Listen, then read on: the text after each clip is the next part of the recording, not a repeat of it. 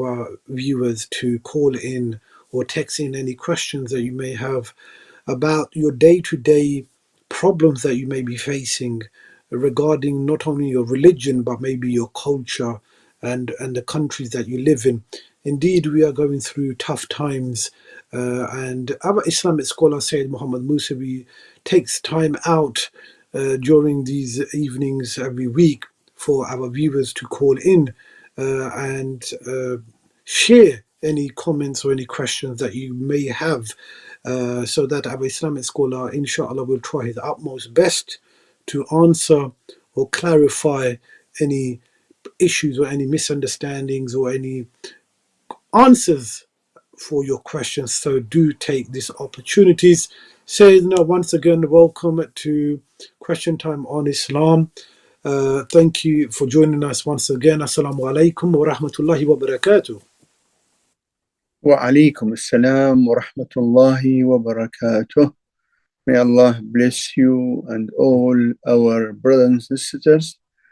And we start with the name of Allah, Bismillah ar-Rahman ar-Rahim, and all praise due to Allah, the Lord of all the worlds. Alhamdulillahi Rabbil Alameen. We seek from Him to help us to be always grateful and thankful to His countless bounties, and to enlighten our hearts, our minds, and to give us the courage and the power to be always on the right path, and to avoid the satanic whispering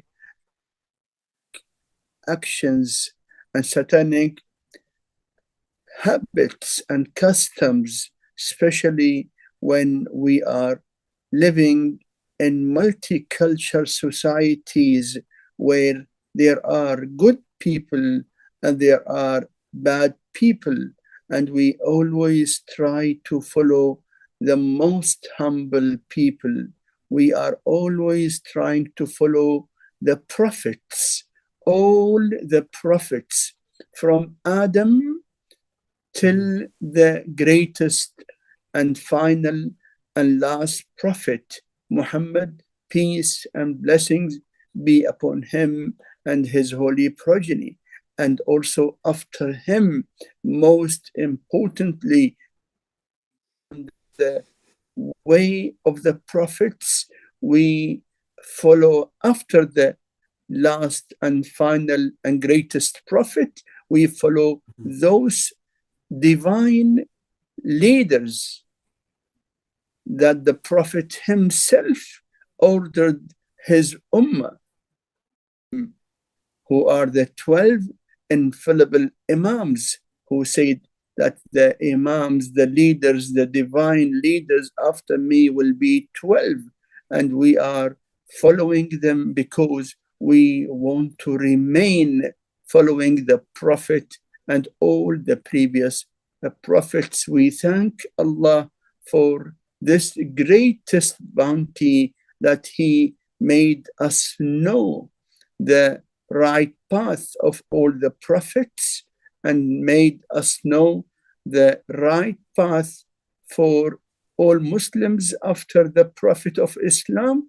And we seek from Allah to help us to remain in the right path. Of course, believing that the way of Ahlebait is the way of the Prophet, which is the real religion. But we also believe that every Muslim, though the right Islam, the pure Islam, the prophetic Islam is what the Prophet and his holy progeny were on. But all Muslims from any sect for us are Muslims. Like we emphasize that the real Islam must be followed, and we are following real Islam according to authentic evidence. authentic evidence that the Prophet ordered us to follow his holy progeny, Ahlul Bayt, after him, to avoid going astray, because he said that I am leaving behind two most important things that if you keep following both of them, you will never go astray at all. The book of Allah, Quran, and my progeny, Ahlul Bayt. That is the case with all the followers of Ahlul Bayt who are being called, and they are being privileged to be called the Shia of Ahlul Bayt, the followers of Ahlul Bayt alayhim as-salam. As in Quran, Allah called the sincere followers of the prophets as Shia, as you read in Quran, when Allah speaks about Musa alayhi salam, he said, فَاسْتَغَاثَهُ الَّذِي هُوَ مِنْ شِيعَتِهِ عَلَى الَّذِي مِنْ عَدُوِّهِ. Means Allah said that the person who was following Musa, he wanted help from Musa against that person, the other person who was from his enemies. So that is a Quranic verse that Allah called the followers, the sincere followers of the Prophet, as Shia of the Prophet. And also Allah mentioned in Quran that Ibrahim, the one of the 5 greatest prophets, Janab Abraham was a Shia. وَإِنَّ مِنْ شِيعَتِهِ لَإِبْرَاهِيم. Ibrahim was a Shia, a follower for the Prophet of before him, alayhi salam. So we thank Allah for this great bounty on us, and we hope and we try to explain the reality of the Shia Islam to those who don't know it.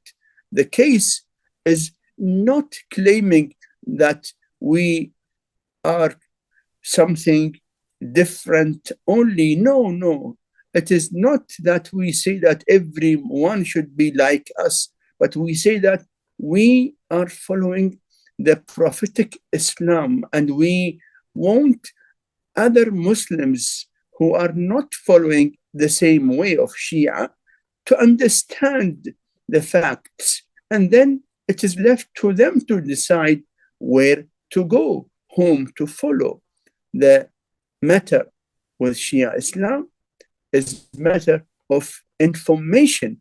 We want the real information to reach to every Muslim, because we are sure that there are millions and millions of Muslims who want to follow the real religion, but they have no knowledge, not enough knowledge to know what is what. That's why many of the people are blindly following their families, their fathers and forefathers, not only among Muslims, even among non-Muslims. Nowadays, you find millions of non-Muslim young people don't have enough knowledge about Islam. That's why they don't follow Islam. They don't believe in Islam. Not that Islam is wrong, no, but because their knowledge about Islam is very limited. We are for information. Non-Muslims need to know about Islam, and non-Shia Muslims need to know about Shia Islam, which is following the Prophet and his holy progeny, Ahlul Bayt alayhi wa alayhim as-salam. Thank you very much, Syed. And once again, a beautiful introduction to this evening's show. Syed, we will going to have questions right now. If one's mother interferes and wants to control in almost all the things of a child's life who is 30 years old, how much must the child obey her? Dealing with the parents who are doing wrong is a challenge. In Islam, every child, no matter how much his age is or her age is, no matter, we are being ordered to always behave nicely, treat our parents nicely, no matter how bad they are, up to the extent that Allah in Quran tells us that if your parents are mushriks, means non-Muslims, and they try to make you non-Muslim like them. They try to make you non-Muslim like them. Don't become non-Muslim. Still, you must treat them nicely. فإن جاهداك على أن تشرك بي ما ليس لك به علم فلا تطعهما. Don't obey them in becoming non-Muslim. وصاحبهما في الدنيا معروفة. Still, you deal with them nicely. So if your mother or father is ill-treating you, you must tolerate. You must be patient. You should not react in a way to confront them, because that might make them feel insulted, which is very, very dangerous, sinful act. Never let your parents or any of them feel insulted. So your mother is ill-treating you, interfering in your life, you must tolerate and tolerate and tolerate till the end. And you should not react in any way to hurt the feelings of your mother or your father.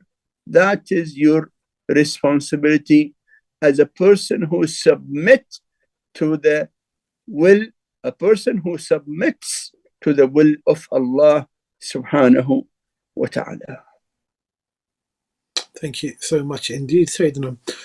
Sayyidina, at the time of my nikah, my father-in-law did not let me or my father decide my meher. Can anything be done about it now? There's no problem at all. As far as you agree to marry your husband now, you agreed to marry him. You did not have the chance or the choice to put the mahr that you want, but you agreed to marry him. If your father-in-law said that mahr should be so-and-so, and you accepted, then the nikah is valid. If you did not accept and you told them that I don't accept that mahr, I want more, for example, or less, whatever. If you declared your refusal of the whole nikah, then you need to recite the nikah again now with a mahr which is agreed between you and your husband. So either you recite another nikah now between you and your husband with a mahr which is agreeable by both of you, or you have accepted what he said, then you don't need even to recite the nikah again. I don't find any problem in your situation as far as you agree to go with your husband for marriage. Yes, please. Thank you so much indeed, Sayyidina. Question, Assalamu alaikum. Alaikum salam wa rahmatullahi wa barakatuh. For a mustahab namaz, if I do the qanut twice by mistake, is the namaz valid by Sharia? If someone performs qunut twice by mistake, is the namaz valid or invalid? The answer, namaz is valid as far as you did the qunut twice because you forgot whether the namaz was wajib or mustahab. Of course, if it was mustahab, usual mustahab namaz is much easier in the rules. But I'm telling you that even wajib namaz, if someone performs qunut twice because of forgetting, his namaz is valid. As you know that qunut itself is recommended. If you perform your namaz and forget to perform qunut, your namaz is valid. Wajib namaz, I'm saying. Wajib namaz. If you perform qunut twice in wajib namaz, not deliberately, but because you forgot, your namaz is valid as well. Yes, please. Thank you very much, Sayyidina. Sayyidina, question regarding, can I work at a hotel as an accountant if they serve alcohol to their customers? If you want to work as accountant for all the business of the hotel, including serving alcohol, means you make the accounts of the purchase of the alcohol and for the sale of the alcohol and for the profit of the alcohol or the loss of the alcohol business. Anything related to alcohol is haram in Islam. You want to work as an accountant in a hotel. The hotel has got different types of incoming money, outgoing money, transactions, different types of businesses, including permissible business. For example, they're renting the rooms, the beds, having restaurants. Sometimes they have got reception for any occasions, any functions, but they also have alcohol business in it. You as a Muslim is not allowed to handle or take part in anything related to alcohol at all. It is haram to take part in any matter related to alcohol. And the money that they give you for the work which is connected to alcohol is unlawful money as well. Yes, please. Thank you so much indeed, Sayyidina. So the next question, does my wife need to know if I want to do a muta marriage with another girl?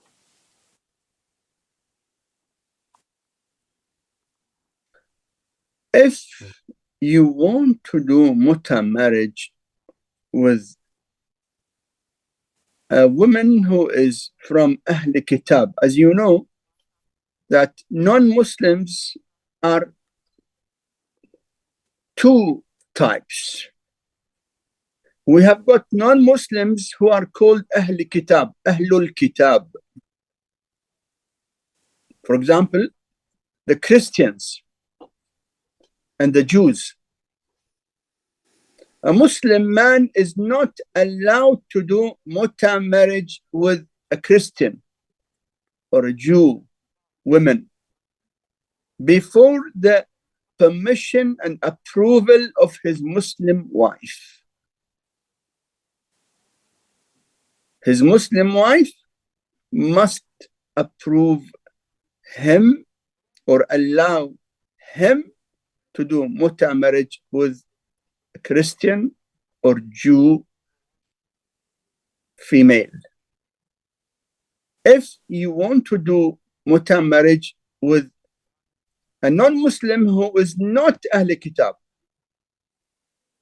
you know, any non-Muslim from any culture or any faith or any religion which is not Christianity and not Judaism, like say Hindu or Buddhist or atheist or any type of non-Muslims who are not Christians and not Jews.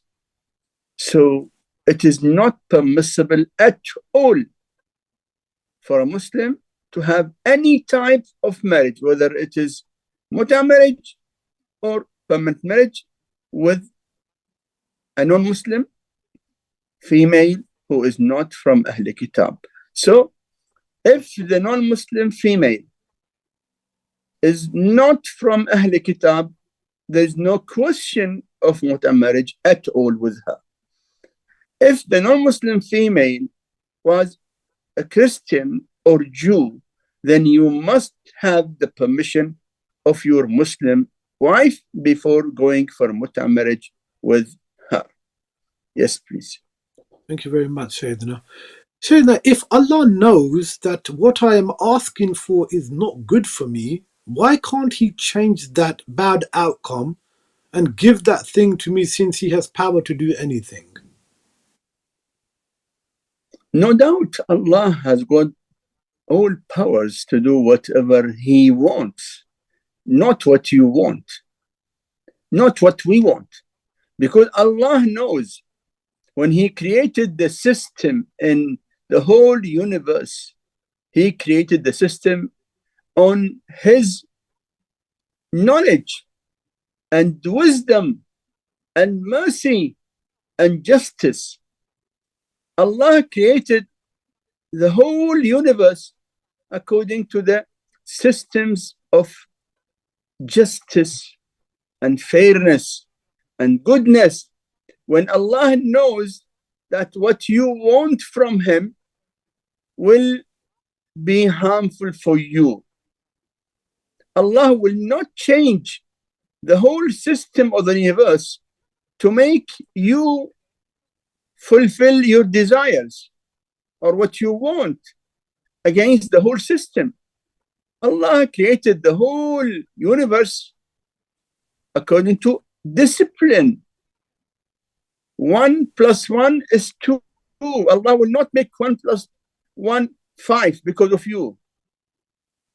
Otherwise, if the whole system is changed, the whole life will become different, will collapse. Don't expect Allah to make the whole system according to you, but you should be realistic and submit to the will of Allah, which is based on His knowledge, wisdom, and mercy, and never expect Allah to change the whole discipline of life and universe because of what you want. But you, as a Muslim, as a believer in Allah, you need to submit to the will of Allah, which is based on justice. Thank you so much for the answer, Sayyidina. Sayyidina, how do I pray as a transgender Muslim, being a girl who identifies as a guy? This matter of transgender people depends on the reality of the transgender person. We have got people who were born with some abnormalities.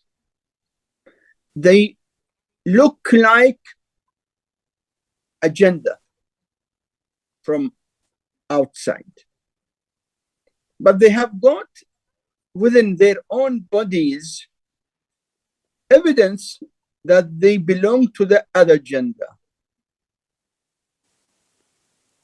For example, the chromosomes of this person are male chromosomes.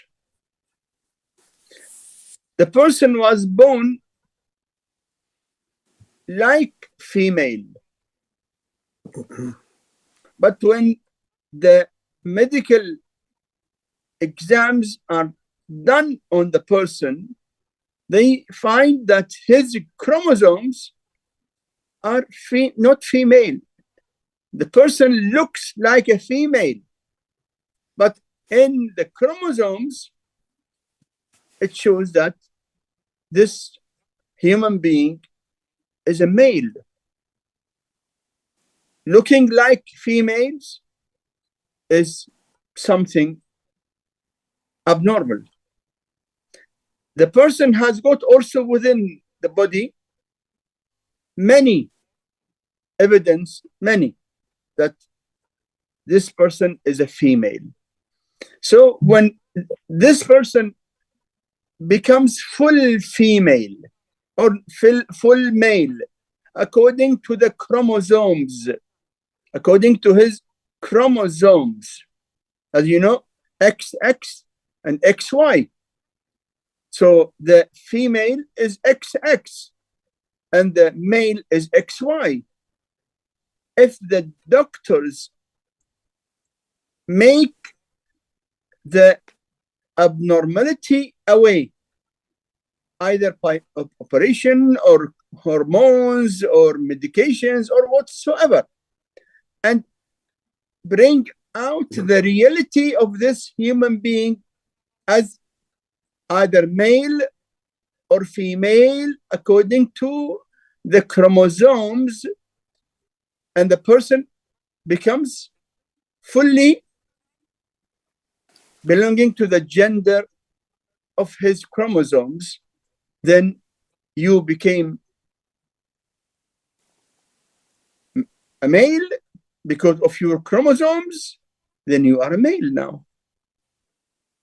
If your chromosomes are of a female and you became a female,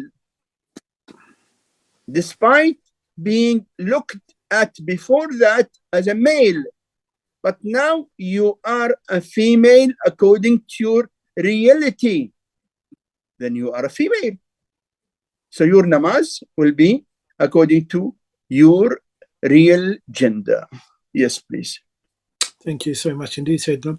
Sayyidina, the question is, do people really face consequences for their actions, as it is common observation that wrongdoers are more blessed in this world? Wrongdoers are more blessed In this world. How come? No. Wrongdoers are the most miserable in this world and more of misery afterwards. No doubt, this world is a period of exam, test. The hadith says from the Prophet Muhammad, peace and blessing be upon him and his holy progeny, that the way to paradise is surrounded by difficulties and challenges, and the way to hellfire is surrounded by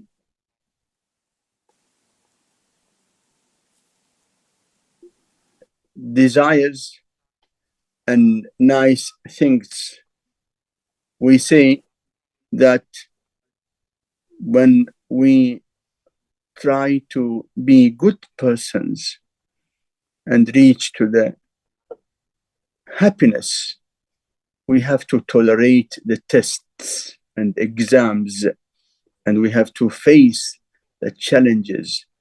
But no doubt, the quality of life of the believers is the best quality.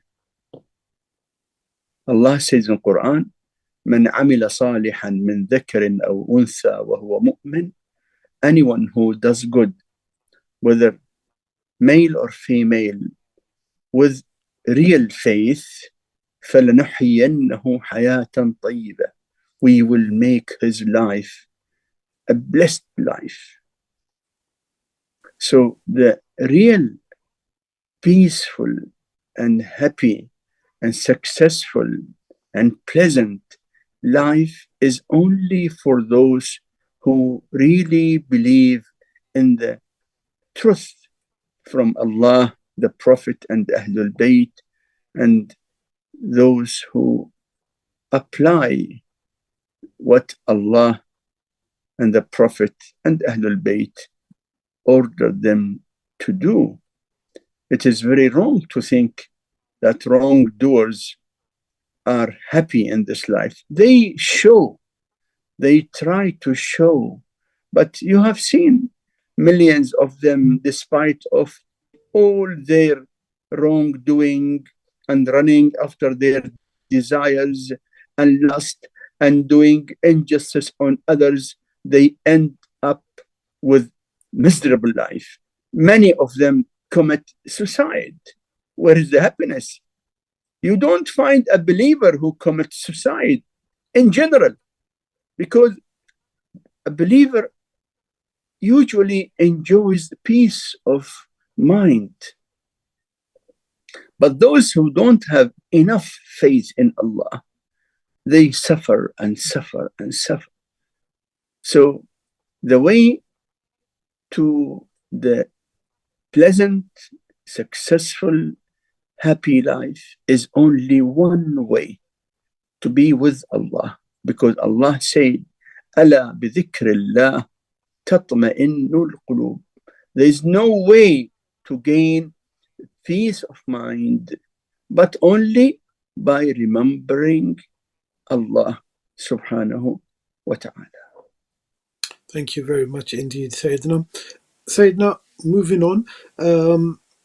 Can a person watch TV or the news while they're having lunch or dinner? Is this something recommended? Is it a normal thing? As far as the Islamic rule is concerned, it is permissible to watch news or listen to the news or watch to any program, as far as the program does not contain sinful things. Mm-hmm. No sinful scenes, pictures, no sinful sound like sinful music or songs. So being busy in having your meal does not contradict that you want to listen to something. As far as the thing that you watch or listen to is lawful. You cannot listen to music, which is sinful music, or songs while you are eating, or any time, even if you are not eating.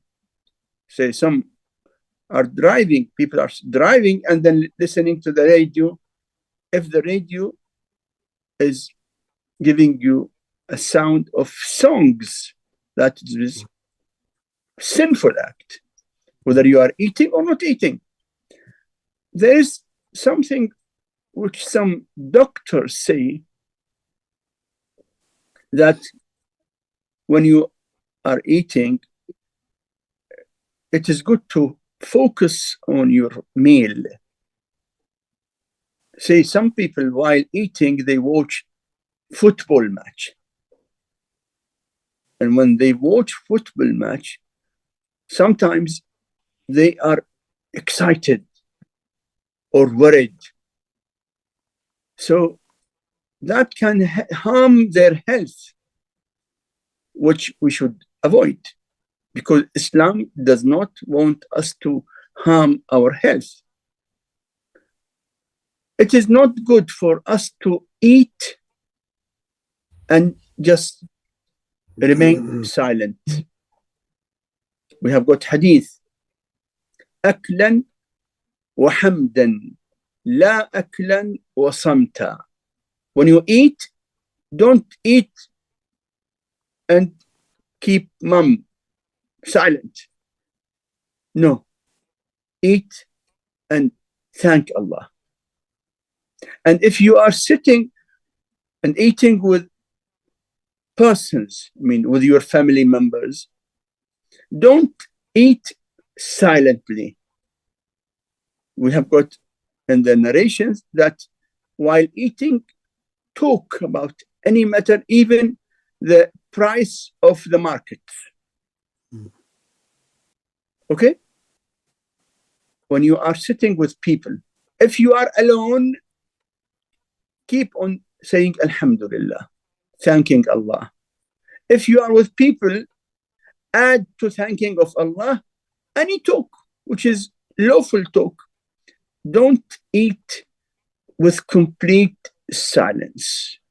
Yes, please. Thank you so much for that answer, Sayyidina. Sayyidina, can one elevate in rank in the world of Barzakh like one can in this world?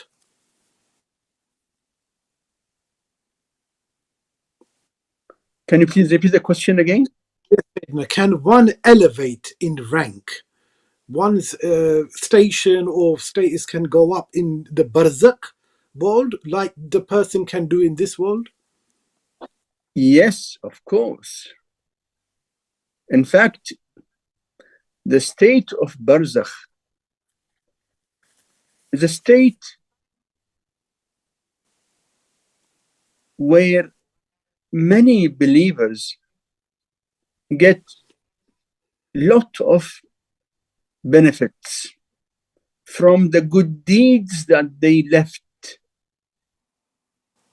Say, for example, a person who left Sadaqah Jariyah or Sawab Jariyah, which is a good, say, he built a masjid, or he built a Hussainiya Imam Barga, or water, or a place to look after the orphans, or any good cause, or he left a child who became good person. That will change his rank a lot. We have got a hadith that the Prophet Isa alayhi salam passed near a grave. Allah showed him that the person in the grave is under severe punishment. Many years after that, the Prophet Isa alayhi salam passed near the same grave. Allah showed him that the person who is in the grave is happy and peaceful and enjoying the bounties of Allah in his grave. So Isa alayhi salam asked Allah, what happened? He was under punishment and now he is happy. He was replied by Allah that this person was a sinner. When he died, he was entitled to be punished because he was a sinner. But then he when he died, he left a little child. Many years later, his child became mature, baligh, and he was a believer, and he did good deeds on behalf of his father. So Allah has changed the situation of the sinner father because of the good deeds of the pious child. So that proves that there is a lot of change possible in the situation of the person even after death because of the results of the good deeds that he left, including good and believing and pious children. Thank you so much, Sayyidina. Sayyidina, moving on, Assalamu alaikum. Alaikum assalam wa rahmatullah. Wanted to know, should we donate organs after we die? Or are we allowed to donate organs after our death? Donating the organs after our death. Donation of organs when we are alive is permissible among all the ulama, all the scholars. As far as you are alive and donating the organ will not damage your health. Like many people donate one of their kidneys for a relative, near relative. It is permissible because you will continue living normal life with one kidney, enough. But if someone has got just one kidney, can he donate it? No, because then he will die or he will live on dialysis. So donating any organ as far as we are alive and the donation of that organ will not damage our life, it is permissible. The question of making a will, of donating an organ after our death, there are different opinions among the ulama.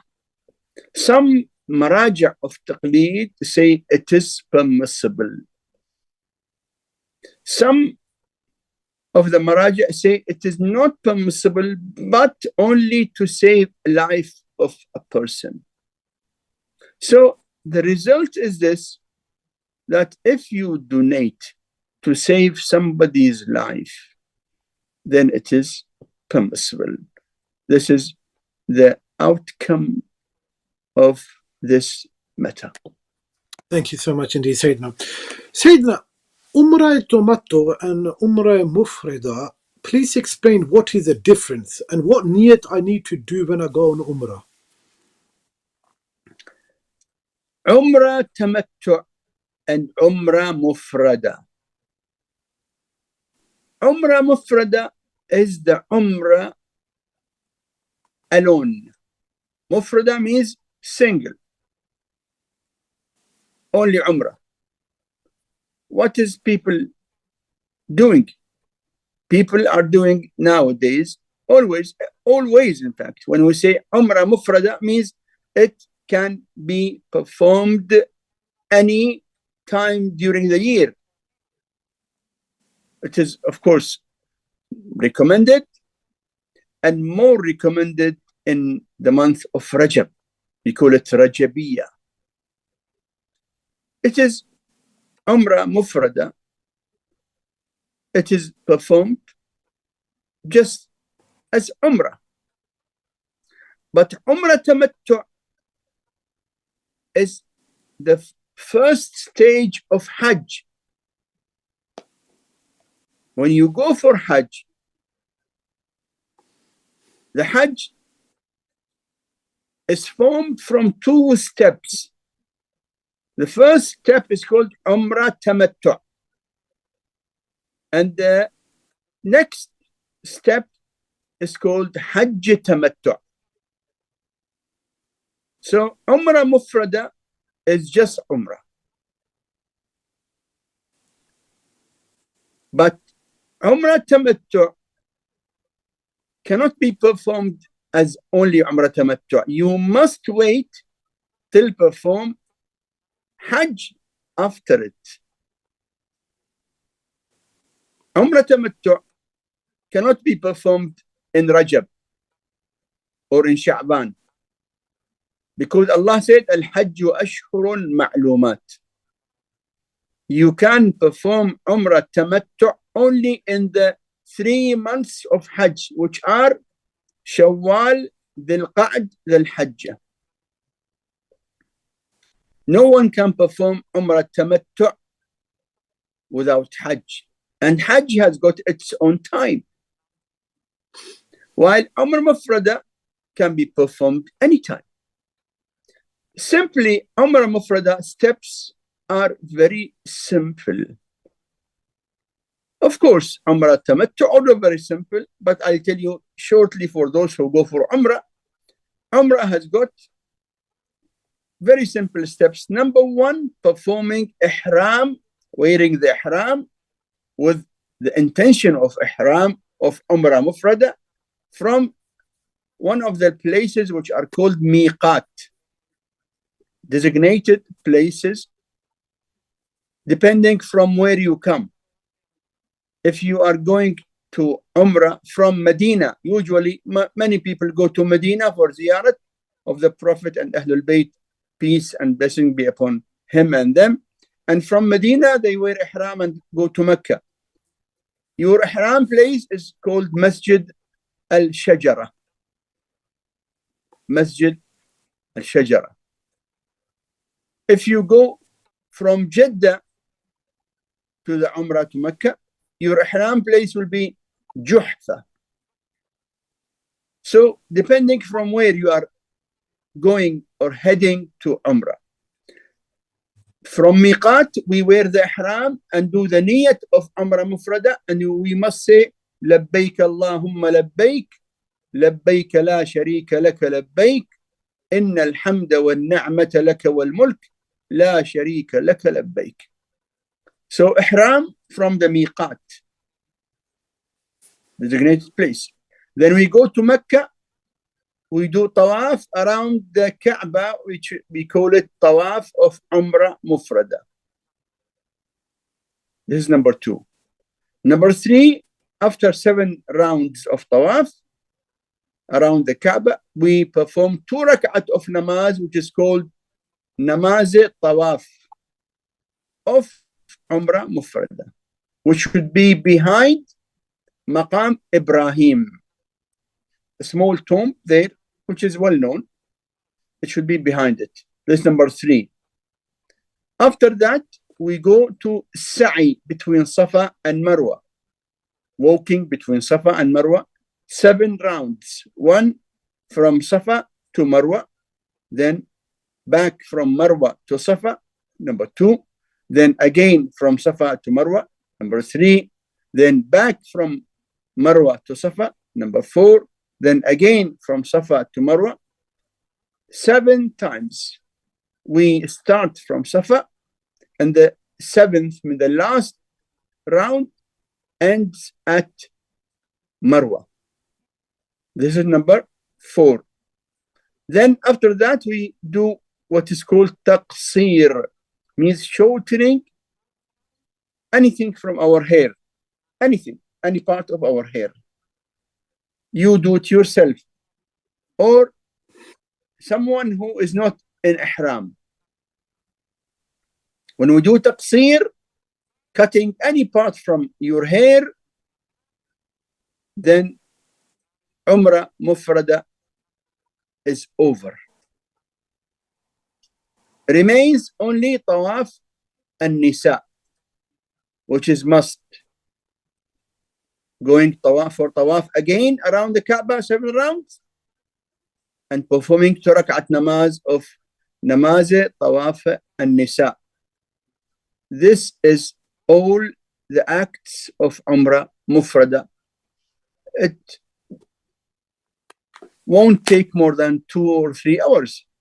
That is Umrah Mufrad. I say that Umrah Tamattu is the first part of Hajj, which is called Hajj Tamattu. Yes, please. Thank you so much indeed, Sayyidina. Sayyidina, are we accountable for our thoughts in Islam?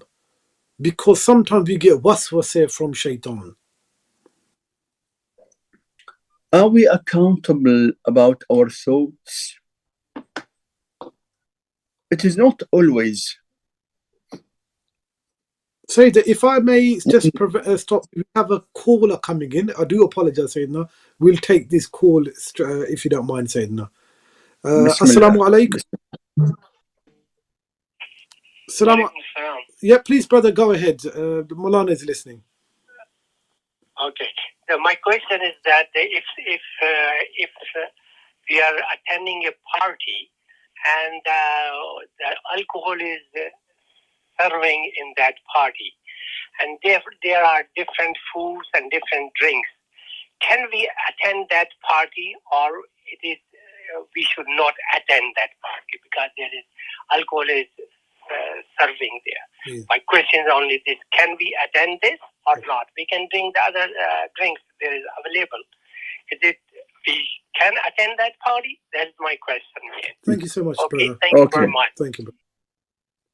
In a party in which alcohol is being served, is it permissible for a Muslim to attend?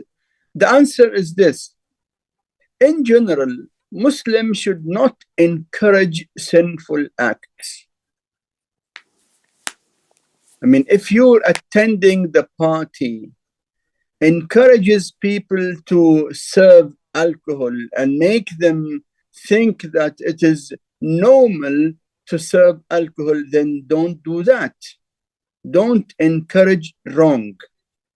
But if people do it, whether you attend or you don't attend, like most of the people in Europe and America or non-Muslim countries, their habit is to serve alcohol, and you're attending or not attending will not change anything in them, then you will be permitted to attend with a condition that you are not allowed to sit on a table where alcohol is being served.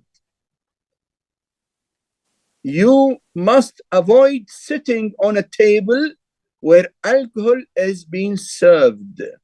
Sit on any other table where cold drinks or fizzy drink or juice or whatever is served, but don't sit on a table where alcohol is being served. Thank you for the answer, Sayyidina, and do apologize. Back to the question regarding, are we accountable for our thoughts in Islam? Our thoughts, sometimes we know that this thought is from shaitan, and we feel unhappy with it. When we feel unhappy with the thought, that itself means that we are not with that thought. We are not agreeing with it. But it is a thought from our enemy, shaitan. We will not be accountable for any thought that we don't accept. Even if someone thinks to do some sinful act, God forbid, God forbid, but he does not commit the sin, he will not be punished as a sinner. Sometimes a person intends to do wrong. Say, God forbid, someone says that I will go and buy beer to drink. Then he goes to buy beer and he finds the shop closed. And then he changes his mind and he does not drink the beer. Means as a result, he did not commit practically the sinful act. We call it in fiqh tajarri, means he has decided to do wrong, but he could not do it. That itself, to decide to do the wrong, but became unable to do it, is a sinful act itself. But just thinking without any decision to do it, he thought, but he did not do any wrong because of his own decision. He did not decide to do the wrong. He just thought about it without decision. So if the thought is about a sin and we did not commit it, no sinful act. The hadith says that anyone wanted to do wrong and he decided to leave it, no sin on him. A person who decided to do the wrong till the end, but he could not do it because of something out of his own control. As I said, he went to drink alcohol or to buy alcohol, and he found the shop or the bar shut down, and he could not get it. He will not get the sin of drinking alcohol because he did not drink it, but he will get the sin of deciding to do wrong. He decided to do the wrong against Allah. So thoughts are different. So it depends on the type of the thought and the reaction you have in your heart to the sinful thought or the wrong thought. Yes, please. Thank you so much indeed. Sayyidina, does the concept of luck exist in Islam? And is it permissible if we wish someone good luck for something? Good luck depends on what we understand from luck. What do you understand from luck? Allah grants what we call it tawfiq. Allah grants some servants of Allah or some people chances to succeed. You find two persons doing same business, same place, same situation. One is successful, other is not. People call it luck. We call it bounty from Allah to test him. Because getting any bounty in dunya does not mean that you are lucky. Some people get lot of money, but they are like Qarun. Qarun had billions and billions.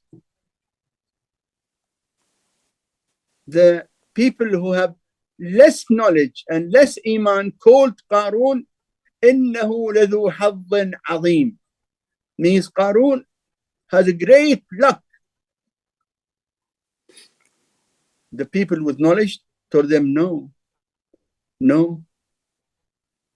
Having a lot of money is not a sign of being lucky. No, it is a test. Look at the end. How did this person use the money, the wealth? Look at the end. Qarun became arrogant and Qarun was being destroyed. So people discovered that to have money does not mean that you are a lucky person.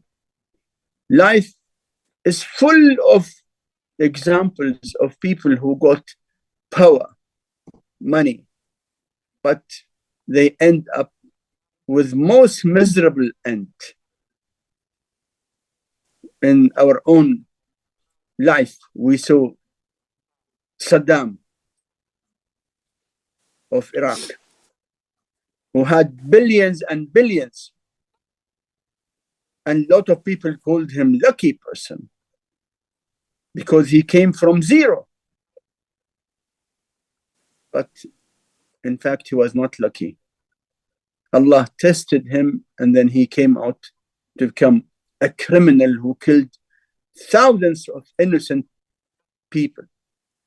So luck in the reality is the bounty which makes the person happy forever, not for short time, and the result will be disastrous for him.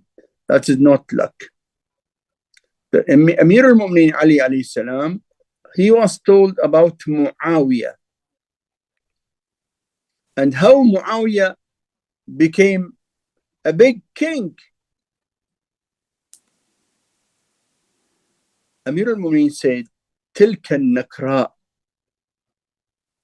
تلك النكراء.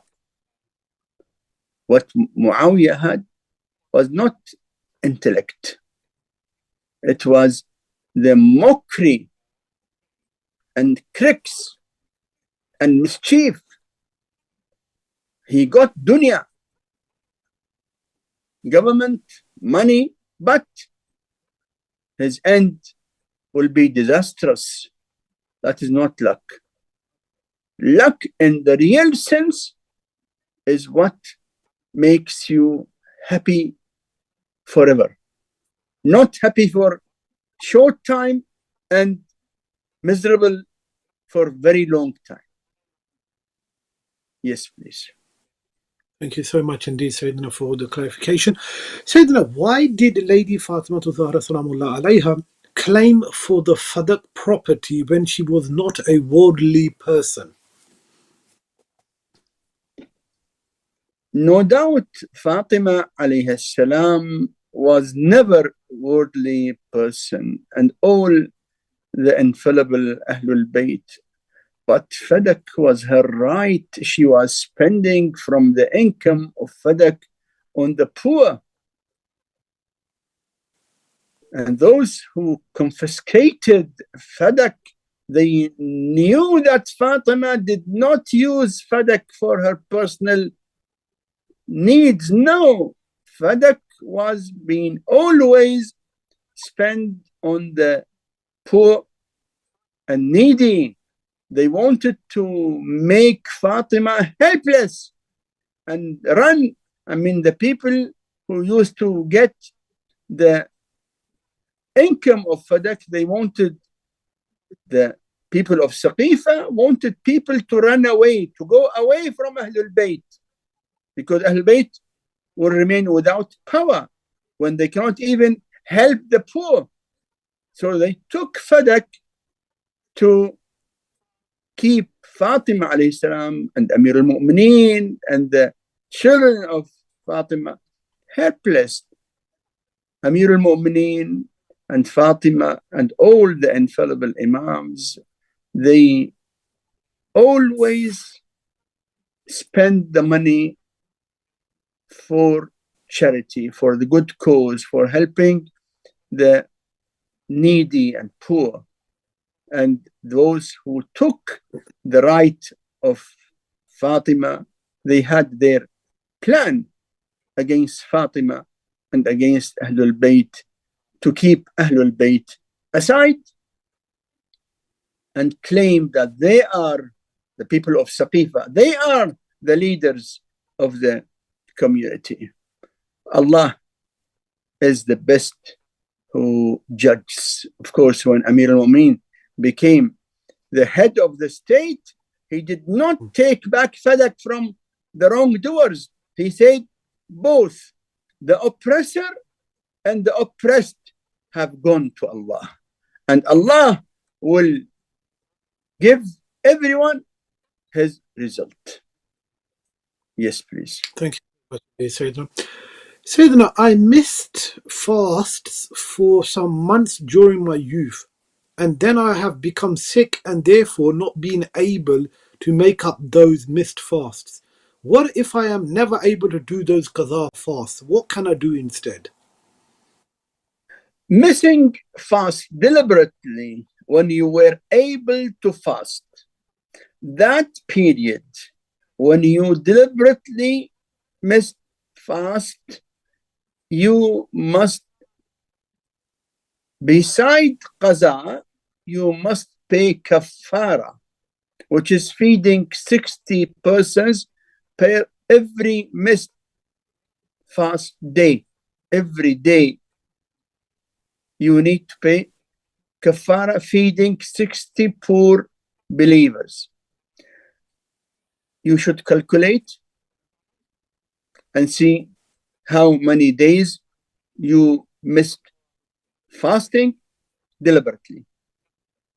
Those deliberate missing fast must be written in your will, that after your passing away from this temporary life, this fast must be kept on your behalf. This cannot be done while you are alive. It should be done after your life. Then, when you became ill and you became unable to fast at all, that is easier because you did not deliberately miss the fast, but you missed the fast because of being unable to fast.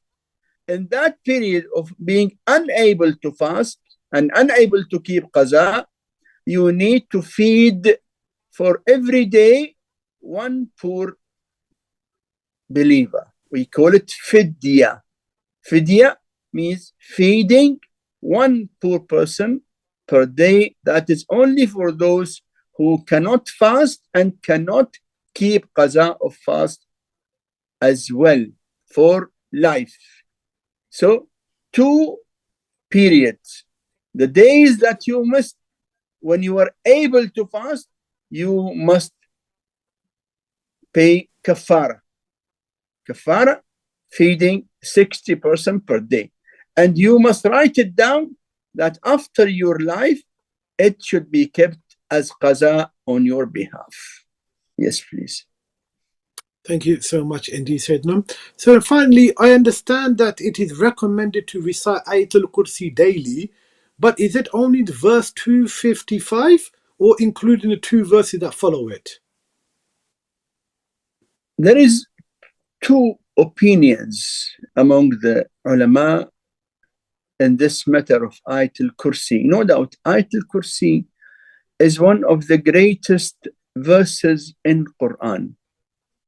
Imam Ja'far as-Sadiq alayhi salam has been reported to say that Ayatul Kursi إنها من أعظم آيات القرآن. It is from the greatest verses in Quran.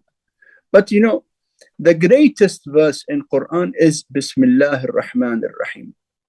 The greatest surah in Quran is Surah Al-Hamd, Al-Fatiha. But Ayatul Kursi is from the greatest. Is it 1 verse or 3 verses? Many of our ulama say it is 3 verses. Some ulama say it is 1 verse, but as precaution, we should recite 3 verses. So it is advisable to recite 3 verses, especially when it is in namaz wahshat. Namaz wahshat, Al-Hamd and Ayatul Kursi, it is obligatory precaution to recite the 3 verses, means 255, 256, 257. Thank you very much, Sayyid. And I say that we've run out of time. Just for the last few seconds, if you can give final words of advice, please. Many of our young people our children. When they hear about religion from their parents, they hear threatening that if you do this, you'll go to hellfire. This is not a good attitude. Religion is not only threatening, no. Allah said in the Quran about the Prophet, Bashiran wa Nadhira, giving good news and warning. Now, many people take religion as only warning, and rarely they give good news. We need to explain to our young people that religion is the hope of happy life, peaceful life. We need to tell them the great benefits, not always to warn them and threaten them. No. We don't want people to take sinful acts easy, but we don't want to make our children think that religion is nothing but only threatening. No. We have to be fair. We give our children the good news, the great benefits of following the true religion. Of course, we don't encourage them to do sinful acts.